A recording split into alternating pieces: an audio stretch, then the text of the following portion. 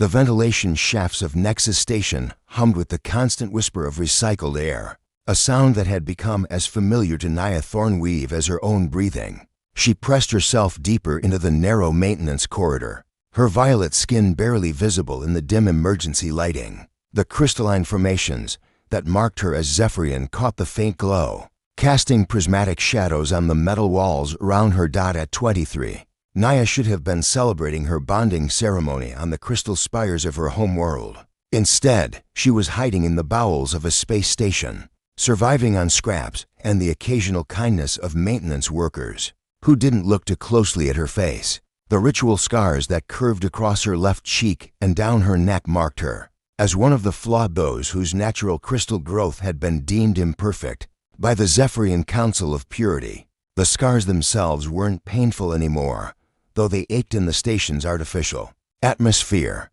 What hurt was the memory of the ceremony, where they had been carved, her own mother holding her down, while the purifier's blade traced the marks that would brand her forever as unworthy of love, unfit for breeding, unsuitable for any Zephyrian to claim as mate.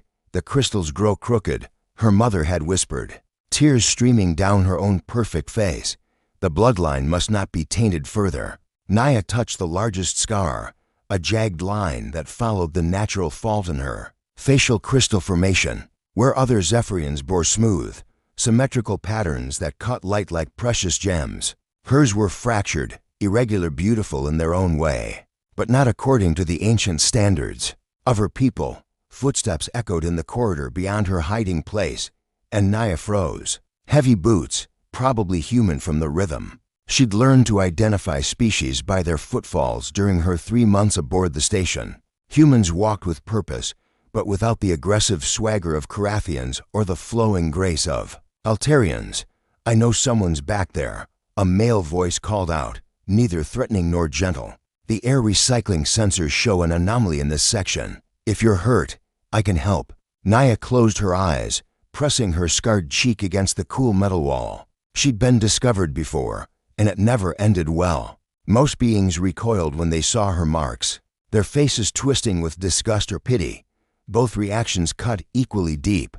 "I'm not going away," the voice continued, "and I'm not calling security. I'm just an engineer trying to figure out why the life support readings are off." Something in his tone made Nia hesitate. There was a weariness there, a kind of resigned patience that suggested he'd dealt with hidden strays before. Against her better judgment, she shifted slightly, peering through the grating that separated her alcove from the main corridor. The man standing there was human, probably in his early 30s, with dark hair that looked like he'd been running his hands through it. His maintenance uniform was clean but well worn, and his eyes a warm brown that reminded her of the earth-toned crystals from her homeworld's lower caves held no malice. When they found hers through the grating, "There you are," he said softly. "I'm Marcus Blackwood, and you look like you could use a real meal instead of whatever you've been scavenging from the waste recyclers." Nia's hand flew to her scarred cheek, trying to hide the marks, but Marcus didn't flinch. He didn't stare, didn't show the revulsion she'd grown accustomed to seeing. He simply waited, his hands visible and empty, his posture non-threatening. "I'm not supposed to be here," Nia whispered, her voice hoarse from disuse. "According to whose rules?" Marcus asked. "Station regulations say any being in distress can request sanctuary." "You look like distress to me. You don't understand," Nia said, touching her scars again. "I'm marked, flawed. My own people cast me out because I'm not." She struggled with the human word.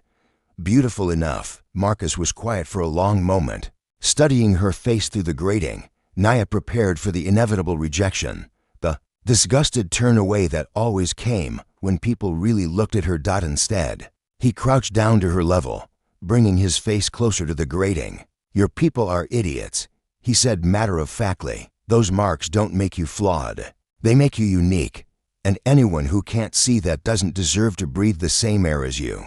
Nia stared at him, her violet eyes wide with shock.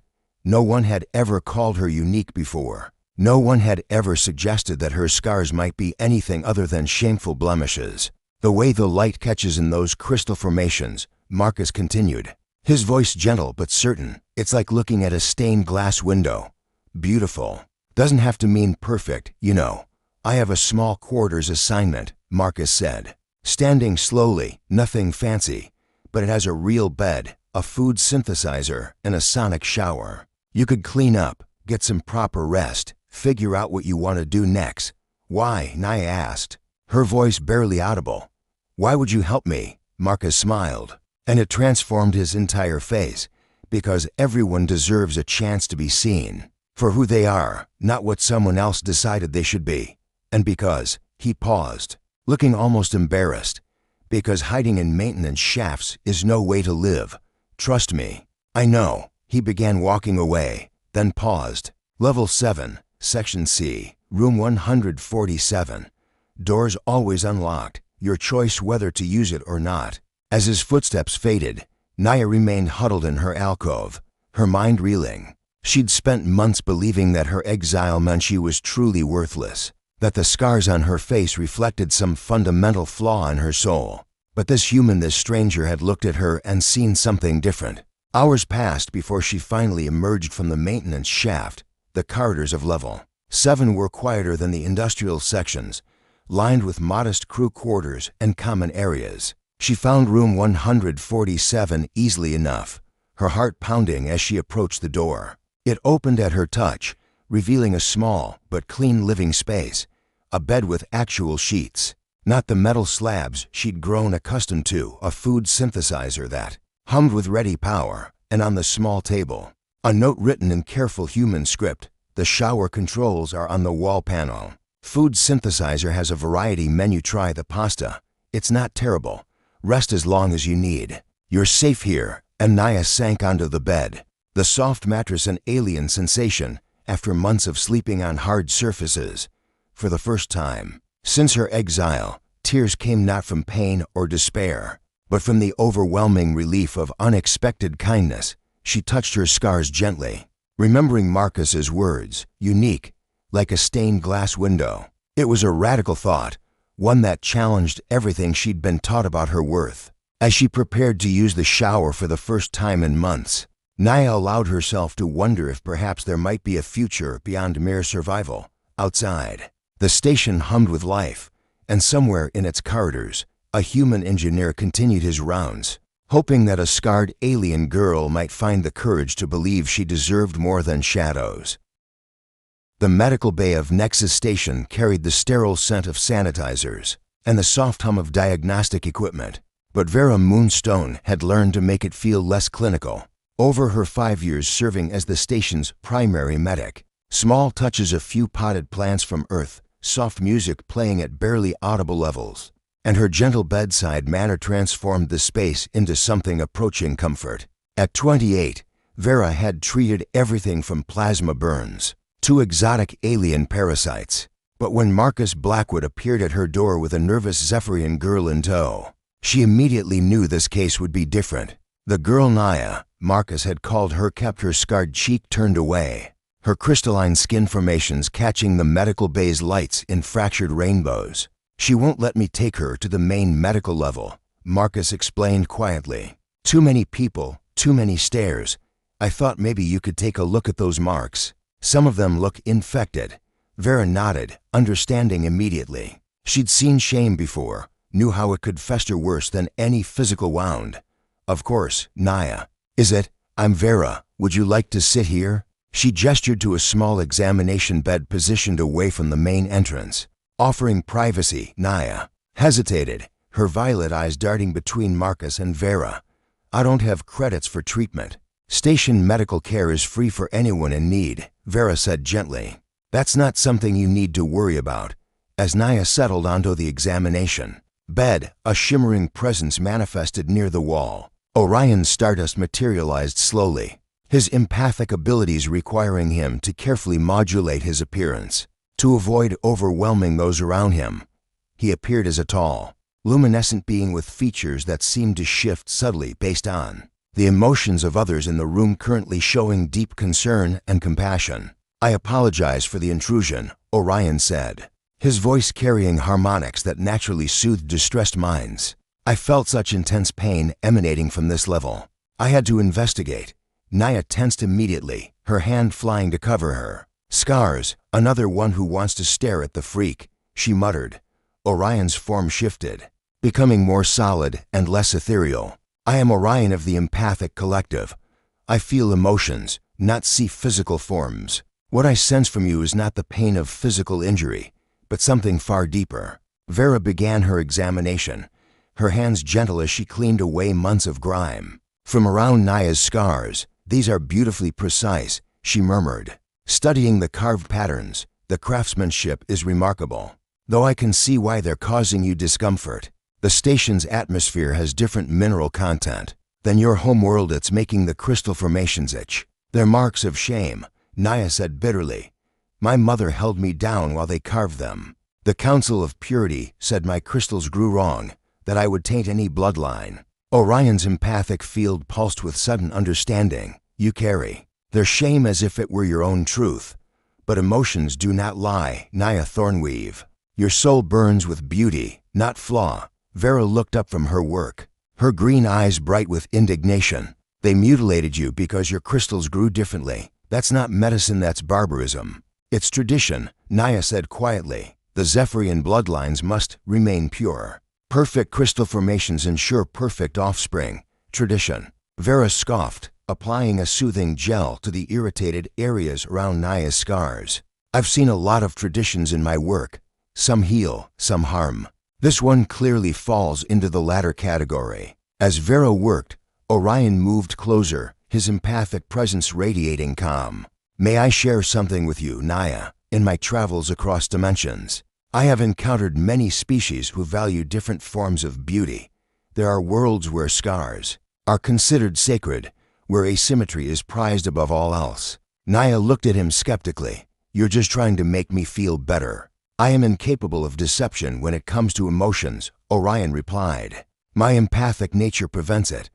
What I sense from you is a soul that has been wounded but not broken. You carry strength that your people could not see because they were blinded by their own limitation." Vera finished applying the healing gel and stepped back to admire her work. "The inflammation should go down within a few days. I'm also going to give you a mineral supplement that will help your natural crystal formations adapt to the station's atmosphere." She moved to a supply cabinet, pulling out a small container of tablets. "But I want to ask you something, Naya. These scars, do you want to keep them?" Naya blinked in surprise. "What do you mean?" "I mean," Vera said, returning to sit beside her, "that I have access to regeneration technology that could remove them completely, if that's what you want. But I also want you to know that they don't define you as flawed. They're part of your story, and your story is yours to tell." Orion's form brightened with approval. "Vera speaks wisdom. Healing is not always about erasing the past, but about integrating it into a future of your choosing." For the first time since entering the medical bay, Naya's hand moved away from her scarred cheek. She looked at Vera, then at Orion, seeing genuine care in both their expressions. "I don't know," she admitted. "I've hated them for so long. But Marcus said they make me unique." "You both seem to think they're not hideous." "They're not," Vera said firmly. "They're part of what makes you who you are. But the choice of what to do with them should be yours alone, made from a place of self-love rather than shame." Orion stepped closer, his empathic field wrapping gently around Naya like a warm embrace. "Your emotions tell me that you are beginning to see yourself through different eyes. That is the first step toward true healing." Naya touched her scars again, but this time with curiosity rather than shame. "Could you really remove them if I wanted?" "Yes," Vera said, "but I'd recommend taking time to think about it. You've been carrying other people's judgment about these marks for so long that you might not know what you actually think about them yet. We could help with that," Orion suggested. "Vera could continue treating the physical aspects while I work with you on the emotional healing. Together, we could help you discover who you are beneath all the labels others have placed on you." Naya looked between them, feeling something she hadn't experienced in months. "Hope you would do that, both of you. It would be an honor," Vera said, reaching out to squeeze Naya's hand gently. "Your soul calls to mine," Orion added. "I have rarely encountered someone with such strength hidden beneath such pain. Helping you heal would heal something in me as well." As they spoke, Naya began to understand that healing might not mean becoming someone else, but rather discovering who she truly was beneath the scars, both visible and invisible, and perhaps in that discovery, she might find not just acceptance, but love. The art studio on level 12 of Nexus Station was a chaotic symphony of creation. Sculptures in various stages of completion stood like sentinels among scattered tools, while half-finished paintings leaned against the walls, their colors bleeding. Together in the dim light, Dante Silverstone stood before his latest work, a towering piece of twisted metal and crystal that seemed to capture pain mid-transformation into something beautiful. At 35, Dante had earned a reputation throughout the galaxy for his ability to find beauty in the broken, the discarded, the overlooked. His art spoke to souls who had been told they were worthless, and his studio had become an unofficial sanctuary for the station's misfits and outcasts. When Vera Moonstone had suggested he meet Naya, he had agreed without hesitation. She's been here for 2 weeks now, Vera had explained. Marcus gave her shelter. I've been treating her scars, and Orion's been helping with the emotional trauma, but she still sees herself as damaged goods. Maybe an artist's perspective could help. Now, watching Naya enter his studio with obvious reluctance, Dante could see why they were concerned. She moved like someone expecting rejection, her scarred cheek turned away from the light, her body language screaming that she didn't belong in a place dedicated to beauty. You must be Naya, Dante said, not approaching her but continuing to work on his sculpture. I'm Dante. Welcome to my organized chaos. Vera said you wanted to see me, Naya replied, her voice barely above a whisper. I don't know why. I'm not artistic. Art isn't about being artistic, Dante said. Using a delicate tool to etch patterns into a piece of crystal, it's about seeing, and sometimes being seen. A soft chime announced another arrival, and Luna Whisperwind materialized through the studio's secondary entrance. Her telepathic abilities required her to be careful about sudden appearances, but she had learned to project a sense of calm before fully manifesting. She appeared as a graceful being with features that seemed to shimmer between solid and ethereal, her thoughts creating subtle halos of light around her form.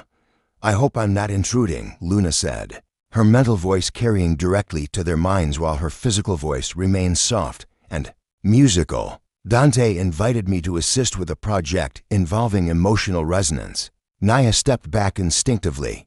Telepathic, you can read my thoughts? Only what you choose to share, Luna assured her. I'm here because Dante believes your story could become art, and I can help translate emotions into visual forms, but only with your complete consent. Dante set down his tool and finally turned to face Naya directly. His eyes went immediately to her scars, but not with the revulsion she expected. Instead, he studied them with the intense focus of an artist analyzing a masterpiece. Incredible, he murmured, the way the light fractures through those crystal formations. It's like looking at controlled lightning. Naya's hand flew to her cheek. They're ugly. Everyone knows it. Everyone is blind, Dante said bluntly. Look. He gestured to his studio walls, where dozens of sketches and photographs showed subjects most would consider flawed or broken. That's a Carathian whose face was melted in a mining accident. That's a human woman who lost both arms in a transport crash. That's a crystalline being whose growth patterns were considered irregular by his people. Naya stared at the images, seeing for the first time how Dante had captured not just their differences, but their strength, their beauty, their essential humanity. What do you see when you look at them? Dante asked. I see, Naya paused, struggling. With words, I see survivors, people who endured. Exactly. Dante moved to a blank canvas. Luna, would you be willing to help Naya share the memory of receiving those scars? Not to relive the trauma, but to show the truth of what happened. Luna's form shimmered with gentle light. Only if Naya wishes it, and I can filter the emotion. Show only what serves the art and the healing. Naya looked between them, fear and curiosity warring in her violet eyes. What would you do with it? I would show the galaxy what I see when I look at you, Dante said simply. Not a flawed outcast, but a work of art that your people were too limited to appreciate. After a long moment, Naya nodded. Okay, but if it hurts too much, we stop immediately. Luna assured her, moving closer. May I? Naya closed her eyes and felt Luna's gentle mental touch, carefully sifting through memories until she found the one they needed. Instead of the raw agony Naya expected to feel, Luna filtered the experience, showing Dante the ceremony while muting the emotional trauma. Daddy's hands moved across the canvas with increasing intensity as Luna shared the vision. He painted not just the physical act of scarring, but the deeper truth: a young woman being marked not because she was flawed, but because her society was too afraid of difference to celebrate it. I see the council chamber, Dante murmured as he worked, the crystalline halls reflecting your tears, your mother's face, torn between love and duty, the purifier's blade, cutting not just flesh but cutting you away from a people too small to contain your beauty. As the painting took shape, Naya watched in amazement. Dante hadn't painted her as a victim, but as a figure of tragic nobility. The scars in his rendering didn't diminish her beauty, they enhanced it, catching light and shadow in ways that made her face luminous rather than damaged. "This is how you see me," she whispered. "This is how you are," Dante replied, adding delicate details that made the crystal formations in her skin seem to glow with inner fire. "Your people saw deviation from their standard. I see innovation, evolution. The next step in Zephyrian beauty." Luna's telepathic presence warmed with approval. "The emotion I sense from you now, Naya, is wonder. You are beginning to see yourself as we see you." Over the following days, Naya returned to the studio repeatedly. Dante created not just one painting, but a series, each showing different aspects of her story. Her exile became a journey toward freedom. Her scars became badges of honor. Her difference became a celebration of individuality. "I want to show these," Dante announced one afternoon as he put finishing touches on the final piece. "The galaxy needs to see this story."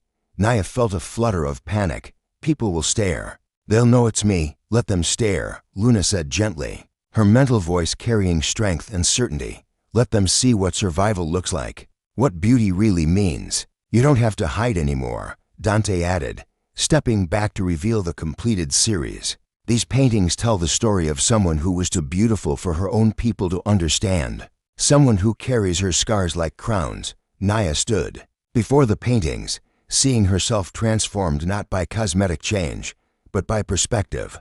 In Daddy's vision, her exile became a liberation, her scars became art, her pain became power. "I want to show them," she said suddenly, her voice stronger than it had been in months. "I want people to see that different doesn't mean damaged." Dante smiled, his hands stained with paint and his eyes bright with satisfaction. "Then let's show the galaxy what real beauty looks like."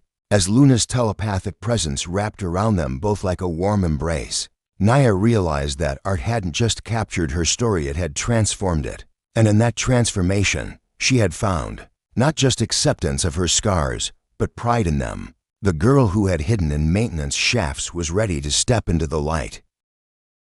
The security office on level 5 of Nexus Station hummed with the constant flow of surveillance data. But Raven Nightshade had learned to filter the digital noise and focus on what mattered. At 32, she had spent 8 years protecting those who couldn't protect themselves, earning a reputation for fierce loyalty and an unwillingness to back down from any threat. When the alert came through about an unauthorized Zephyrian vessel requesting docking permission, every instinct she possessed screamed danger. "They're claiming diplomatic immunity," reported Ensign Torres from the communications station. "Says they're here to retrieve a stolen citizen who was illegally harboring herself on our station." Raven's jaw tightened as she studied the ship's manifest. 3 members of the Zephyrian Council of Purity, along with their ceremonial guards. She'd heard about Naya's story from Marcus Vera and the others who had been helping her heal. The thought of these zealots coming to drag her back to a life of shame made Raven's blood burn. With protective fury, "Prep the diplomatic suite," she ordered, "full security protocols, and send word to Naya immediately. She needs to know they're here." A shimmer of golden energy announced the arrival of Phoenix Dreamcatcher, materializing in the security office with the fluid grace of her energy-based species. Her form pulsed with agitation, the normally calm patterns of light that made up her being crackling with distress. "Raven," Phoenix said, her voice carrying the harmonic resonance of controlled power. I can feel the fear radiating from the art studio. Naya knows they've come for her. Raven stood immediately, her hand moving instinctively to the plasma weapon at her side. Then we make sure they don't get what they came for. Phoenix's energy form brightened with approval. I've been monitoring the emotional resonance throughout the station since word spread. There's something you should know. Naya isn't the only one they've marked. I'm detecting similar patterns of shame and fear from at least 6 other beings aboard the station. Others who were cast out for being different. Then this isn't just about Naya. Raven said grimly, this is about setting a precedent. If we let them take her, every society that practices this kind of barbarism will think they can use our station as a hunting ground. The calm system crackled to life. Security Chief Nightshade to the diplomatic suite immediately. The Zephyrian delegation is demanding immediate access to their property. Raven's eyes flashed with anger. Property? We'll see about that. As they made their way to the diplomatic level, Phoenix's energy field wrapped protectively around Raven, offering both comfort and strength. Their relationship had begun as professional cooperation. Phoenix's unique abilities made her invaluable for detecting threats that conventional security couldn't identify. But over the months of working together, something deeper had developed. Between them, I've never seen you this angry, Phoenix observed, her energy patterns shifting to match Raven's emotional state. I've never encountered such blatant cruelty disguised as tradition, Raven replied. Naya was starting to heal, starting to see herself as beautiful. These monsters want to drag her back to a life of shame. They entered the diplomatic suite to find 3 tall Zephyrians waiting with obvious impatience. Their crystal formations were perfectly symmetrical, their skin unblemished, their bearing radiating the arrogance of those who believed their standards were universal law. The leader, identified as Purifier Zenth, stepped forward immediately. Security Chief, he said in accented standard, we require the immediate return of the marked one called Naya Thornweave. She was cast out according to our laws, but harboring herself among aliens violates the terms of her exile. Explain those terms, Raven said coldly, remaining standing while gesturing for the Zephyrians to sit. A subtle power play that wasn't lost on anyone present. The flawed ones are cast out to die. Zenth replied matter-of-factly, by surviving, by seeking shelter among other species. She defies the natural order. She must return to face proper judgment. Phoenix's energy form flared dangerously bright. You marked her as unworthy and then expected her to die quietly? And now you're angry that she chose to live? The energy being speaks out of turn, another Zephyrian said dismissively. This matter concerns only proper biological entities. The temperature in the room seemed to drop as both Raven and Phoenix reacted to the insult. Raven's hand moved to her weapon while Phoenix's energy field expanded, filling the space with crackling power. On this station, Raven said with deadly calm, all sentient beings are considered proper entities, and anyone who suggests otherwise isn't welcome in our space. Before the situation could escalate further, the door chimed. Dante entered with Naya beside him, her scarred face lifted proudly, no longer hidden in shame. Behind them came Marcus, Vera, and Orion, forming a protective circle around her. I hear you're looking for me, Naya said, her voice steady despite the fear Phoenix could sense radiating from her. Purifier Zenth's expression twisted with disgust as he saw her scars. The markings remain. Good. You will return with us to face the consequences of defying your exile. I won't be going anywhere, Naya replied, stepping closer to Raven. I've learned something during my time here. I learned that beauty isn't about perfection, it's about authenticity. And I learned that my scars don't make me flawed. They make me free. You are Zephyrian, Zenth snarled. You belong to us. Your very existence among aliens pollutes our bloodline's reputation. Actually, Raven interjected, pulling out a data pad. According to Galactic Treaty 2847, any being who renounces citizenship in their birth society and applies for refugee status cannot be forcibly repatriated. Naya filed those papers 3 days ago. Phoenix's energy field pulsed with satisfaction, and according to Station Regulation 15.7, any attempt to remove a being against their will constitutes kidnapping. and will be met with appropriate force. The Zephyrians looked between each other, clearly not having expected legal resistance. This is an internal matter, Zenth protested. No, Naya said firmly, touching her scars without shame for the first time since receiving them. This stopped being internal the moment you decided I was better off dead than different. I choose life, I choose freedom, and I choose to stay with people who see my scars as art rather than abomination. Dante stepped forward, activating a holographic display that showed his paintings of Naya. Your marked one has become the subject of an art exhibition that's being transmitted across 17 star systems. People throughout the galaxy are seeing her story, learning about what you did to her. The response has been unfavorable. To Zephyrian society, Vera added with clinical precision. Medical ethics boards across the galaxy are condemning the practice of ceremonial scarring. Tourist destinations are canceling cultural exchange programs with your homeworld. Purifier Zen's perfect face flushed with anger. You dare threaten our society's standing. I dare defend someone I care about, Raven said, moving to stand directly beside Naya. And I dare suggest that any society that throws away beings like her doesn't deserve to be respected. Phoenix's energy field expanded to encompass the entire group, creating a protective barrier that hummed with barely contained power. You have heard our position. Naya stays. You leave. End of negotiation. For a tense moment, it seemed the Zephyrians might try to force the issue, but faced with united opposition, legal barriers, and the growing realization that their actions were being broadcast across the galaxy, they finally backed down. This is not over, Zenth warned as they prepared to leave.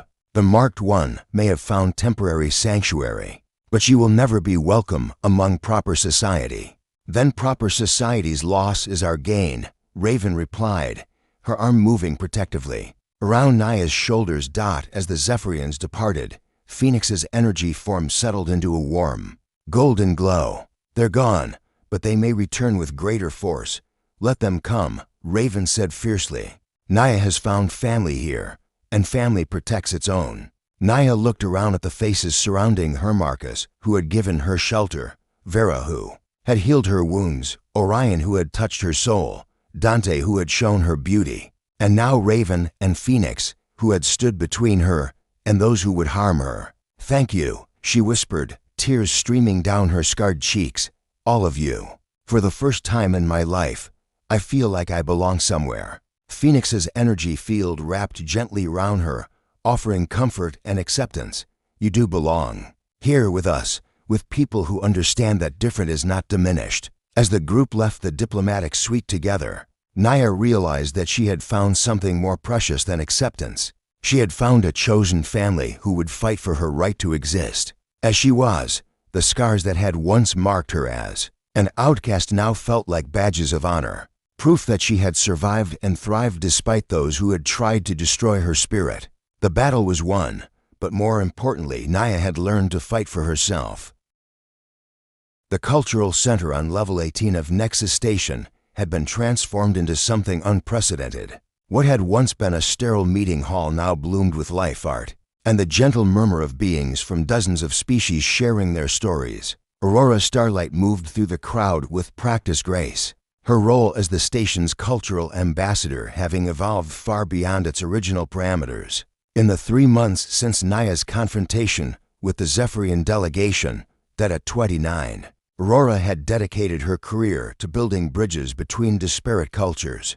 But she had never undertaken a project quite like this one. The Sanctuary Network, as they had come to call it, had grown from a simple support group for outcasts into a galaxy-wide movement celebrating difference and challenging harmful traditions. The response has exceeded our most optimistic projections, Aurora reported to the gathered assembly, her warm voice carrying easily through the space. We've received applications from beings on over 100 worlds, individuals who were cast out, marked, or rejected by their own societies for failing to meet arbitrary standards of perfection. In the front row, Naya sat with quiet dignity, her scars no longer hidden but displayed proudly. The past months had transformed her from a frightened refugee into a confident advocate for others like herself. Beside her sat others who had found their way to the station, a Carathian whose scales grew in patterns deemed unlucky by his people, a human woman whose genetic modifications had made her unwelcome in purest colonies, a crystalline being whose singing voice was considered too haunting for traditional ceremonies. A soft distortion in the air announced the arrival of Atlas Moonbeam, his dimensional nature allowing him to exist partially outside normal spacetime. He materialized slowly, his form settling into visibility like a photograph developing in reverse. His species, the Dimension Walkers, existed across multiple realities simultaneously, and his perspective had proven invaluable in helping the Sanctuary Network understand the broader implications of their work. "The temporal echoes are remarkable," Atlas reported, his voice carrying harmonics from dimensions beyond normal perception. "In 17 parallel realities, I've observed the growth of similar movements. The work you're doing here is creating ripples across the multiverse itself." Rora felt a familiar flutter of excitement at his words. Their relationship had begun when she'd asked for his help in understanding how their cultural initiatives might affect other dimensional planes. What had started as professional consultation had evolved into something deeper, as they discovered their shared passion for protecting the marginalized across all realities. "Tell us about the newest applicants," requested Marcus, who had become the network's unofficial coordinator of practical support. Aurora activated a holographic display showing requests from across the galaxy. A group of Altarian musicians, whose compositions were deemed too emotional by their Harmony Council. 7 young vegan traders who were exiled for questioning traditional gender roles. An entire family of Centaurian scholars who were cast out for proposing that their planet's rigid caste system might be flawed. "And we can help them all?" asked Vera, who had taken on the role of chief medical officer for the growing community. "Not just help them," Atlas interjected, his form shimmering as he accessed memories from alternate dimensions. "In several realities, I've seen communities like yours become the foundation for new societies, places where difference is celebrated rather than merely tolerated." Phoenix, her energy form glowing with enthusiasm, added, "The emotional resonance from our sanctuary worlds is already attracting others, beings who aren't outcasts themselves, but who believe in what we're building." Rora nodded, her eyes bright with possibility. "Which brings me to our next phase. Atlas has identified several uninhabited worlds in dimensions adjacent to our own places, where physical laws are slightly different, where the very nature of existence celebrates diversity rather than conformity." The assembly stirred with interest as Atlas expanded the holographic display to show worlds that defied conventional description, planets where crystal formations grew in impossible spirals, where the laws of physics bent to accommodate multiple forms of life, where the very atmosphere shimmered with possibilities. These worlds exist in dimensional pockets where traditional limitations don't apply, Atlas explained. A Zephyrian like Naya wouldn't just be accepted there, her unique crystal patterns would actually enhance the planet's natural resonance frequencies. Naya stood slowly, her voice carrying a strength that would have been unimaginable months ago. "You're talking about creating new worlds, new societies, places where people like us don't just survive, but thrive." "Exactly," Rora said, moving to stand beside her. "We've proven that acceptance is possible. Now we want to show the galaxy what celebration looks like." The discussions that followed were passionate and practical. Dante offered to design artistic installations that would help new rivals process their trauma and rediscover their beauty. Orion volunteered to provide emotional support for the transition process. Raven insisted on establishing security protocols to protect their new communities from those who might try to interfere. As the formal meeting wound down, Aurora found herself walking with Atlas through the station's observation decks, watching the stars wheel slowly beyond the reinforced transparent aluminum. "Are we being too ambitious?" she asked, voicing the doubt that had been growing in her mind. "Trying to reshape how entire civilizations think about difference and beauty?" Atlas's form shifted, showing her glimpses of futures where their work had succeeded beyond imagination. "In 43% of the dimensional variants I can access, this movement leads to a fundamental shift in how galactic society views diversity. But more importantly, in 100% of those variants, The individuals you save go on to create something beautiful. Aurora leaned against the viewing window, feeling the weight of possibility. And us, what happens to us in those futures? Atlas smiled, his multidimensional nature allowing him to show her fragments of potential tomorrows. In some, they worked side by side building new worlds. In others, they explored dimensions where love took forms neither of their species had ever imagined. In all of them, they were together. We become partners in the truest sense, he said, softly, building bridges not just between cultures, but between realities themselves. A soft chime announced another rival at the observation deck. Naya appeared, her scarred face serene in the starlight. I wanted to thank you both for everything, but especially for helping me understand that my exile wasn't an ending, it was a beginning. You did that yourself, Aurora replied. We just provided the space for you to heal. And now you're helping others find that same space, Atlas added. The ripple effects of your courage extend far beyond what you can see. Naya nodded, touching her scars with something approaching. Affection. When I first arrived here, I thought these marks made me a monster. Now I know they make me a pioneer, someone who survived their society's attempt to erase difference. 6 months later, the first sanctuary world opened its doors, built in a dimensional pocket where diversity was written into the fundamental laws of physics. It welcomed beings who had been cast out, marked, or rejected by their birth societies. Crystal formations grew in patterns that defied conventional beauty standards, but created new forms of art. Energy beings and physical entities coexisted in ways that challenged traditional definitions of life itself. Rora stood on the planet's surface, watching Atlas help new rivals understand how to navigate a reality where their differences were strengths rather than flaws. The scarred, the marked, the imperfect found homes among crystal spires that sang with unique voices and cities that adapted their architecture to accommodate every form of life. We did it, she said softly, feeling the satisfaction of a dream. Made real, you did it, Atlas corrected, his form more solid and present than she had ever seen it. All of you. You proved that love is stronger than prejudice, that acceptance can triumph over fear. In the distance, Naya worked with a group of young outcasts, teaching them to see their scars and differences as badges of honor rather than marks of shame. She had become more than a survivor, she had become a guide for others walking the same difficult path. The galaxy hadn't changed overnight, but it had begun to change, and in dimensions both parallel and perpendicular to their own.